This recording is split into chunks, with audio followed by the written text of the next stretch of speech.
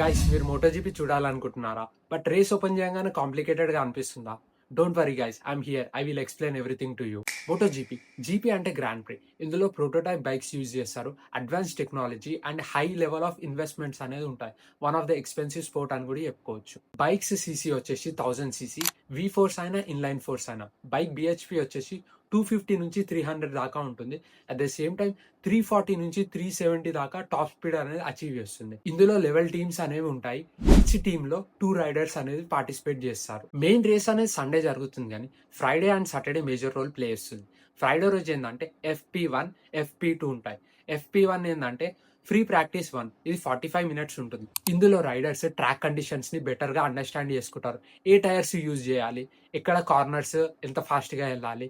FP1 అనేది అంత important కాదు.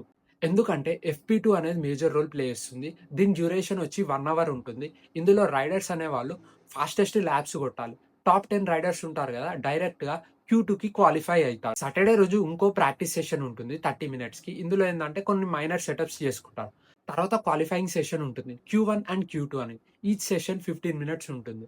క్వాలిఫైయింగ్ 1లో ఏం జరుగుతుందంటే ఎవరైతే FP2లో సెలెక్ట్ కాని రైడర్స్ ఉంటారు కదా, ఇందులో వచ్చి పర్ఫామ్ చేయాలి. పర్ఫామ్ చేసి ఫాస్టెస్ట్ ల్యాబ్స్ సెటప్ చేసిన తర్వాత టాప్ 2 ప్లేసెస్ అనేవాళ్ళు Q2కి సెలెక్ట్ అవుతారు. క్వాలిఫైయింగ్ 2లో ఏం జరుగుతుందంటే FP2లో సెలెక్ట్ అయిన టాప్ 10 రైడర్స్ మళ్ళీ Q1లో సెలెక్ట్ అయిన టాప్ 2 రైడర్స్ పోల్ పొజిషన్ కి ఫైట్ చేస్తారు. P1, P2, P3 remaining riders. తర్వాత వచ్చేసి స్ప్రింట్ రేస్ ఉంటుంది. స్ప్రింట్ రేస్ ఏంటంటే సమ్ టైమ్స్ వరల్డ్ ఛాంపియన్షిప్ ని కూడా షేక్ చేస్తుంది. Q2లో పోల్ పొజిషన్స్ వస్తాయి కదా, అదే పోల్ పొజిషన్స్ లో స్ప్రింట్ అండ్ మెయిన్ రేస్ లో రైడర్స్ పార్టిసిపేట్ చేస్తారు. రిమైనింగ్ రైడర్స్ రిమైనింగ్ ప్లేసెస్ లో. స్ప్రింట్ రేస్ ఏంటంటే సండే రోజు మెయిన్ రేస్ ఉంటుంది కదా, 24 ల్యాప్స్ ఉన్నాయి అనుకో. స్ప్రింట్ రేస్ ఏంటంటే half of the distance of main race జరుగుతుంది. 12 ల్యాప్స్ జరుగుతుంది. ఈ 12 ల్యాప్స్ లో ఎవరైతే P1, P2, P3 వస్తారు కదా, వాళ్ళకి 12, 9, 7 పాయింట్స్ అనేవి వస్తాయి. రిమైనింగ్ రైడర్స్ కి 1 పాయింట్ వస్తుంది. టాప్ 9 రైడర్స్ కి పాయింట్స్ అనేవి ఉంటాయి.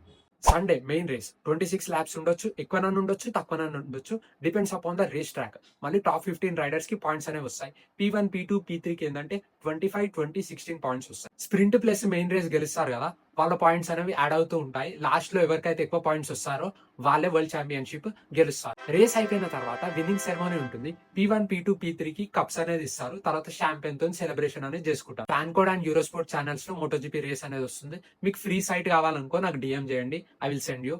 మళ్ళీ మోటోజీపీ యాప్ వేసుకోండి, ఎందుకంటే all over the world race అనేది జరుగుతుంది కదా, డిఫరెంట్ డిఫరెంట్ టైమ్స్ ఉంటుంది. యాప్ వేసుకున్న తర్వాత లోకల్ టైం పెట్టుకోండి, మీకు అర్థమవుతుంది ఎప్పుడు రేస్ అనేది స్టార్ట్ అవుతుందో. నేను నెక్స్ట్ వీడియోలో మోటోజీపీ టీమ్స్ గురించి ఎక్స్ప్లెయిన్ చేస్తాను. మీరు వింటే షాక్ అవుతారు. దీని మీద మీ ఒపీనియన్స్ ఏంటి? Do let me know in the comments.